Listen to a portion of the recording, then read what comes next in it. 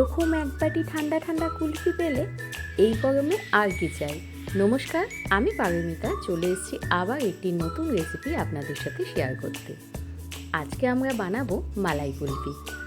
খুব সহজ রেসিপি, চলুন দেখে নিই। প্রথমে 500 মতো দুধ ভালো করে জাল দিয়ে নিয়েছি। দুধটা খানিকটা ঘন হয়ে গেলে এর মধ্যে মিশিয়ে দেব বেশ খানিকটা আমুল দুধ। এখানে আমুল দুধটা মিশিয়ে খানিকটা ঘন করে জাল দিয়ে নিয়ে আমরা গ্যাসটা বন্ধ করে রাখব। এইবার খানিকটা কাজু বাদাম, খানিকটা কাঠবাদাম আর বেশ খানিকটা পেস্তা ধুয়ে নিয়ে ভালো করে শুকিয়ে তার সঙ্গে খানিকটা এলাচ মিশিয়ে একটা মিক্সি জারে খানিকটা পেস্ট করে নেব।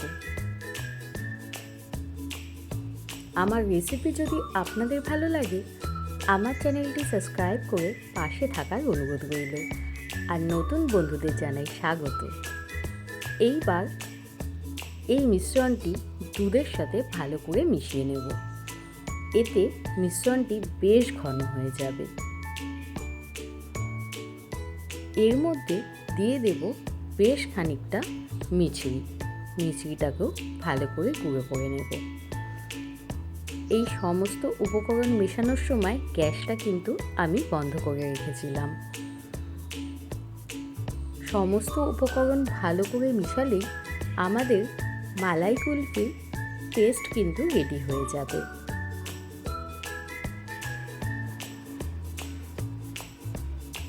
আমার রেসিপি যদি আপনাদের ভালো লাগে, আমার চ্যানেলটি সাবস্ক্রাইব করে পাশে থাকার অনুরোধ রইল। এইবার দুধটা খানিকটা ঠান্ডা করে নেব। তারপর এই ঠান্ডা মিশ্রণটি রেখে দেব 8 ঘন্টার জন্য ডিপ ফ্রিজে। ব্যাস, আমাদের মালাই কুলফি কিন্তু রেডি। দেখুন খুব সুন্দর হয়েছে। ফ্রিজ থেকে বের করে 10 মিনিট মতো রেখে দিয়ে তারপরেই কুলফি কেটে বের করে নিতে হবে। সাজাবার জন্য এখানে আপনারা খানিকটা পেস্তা দিতে পারেন।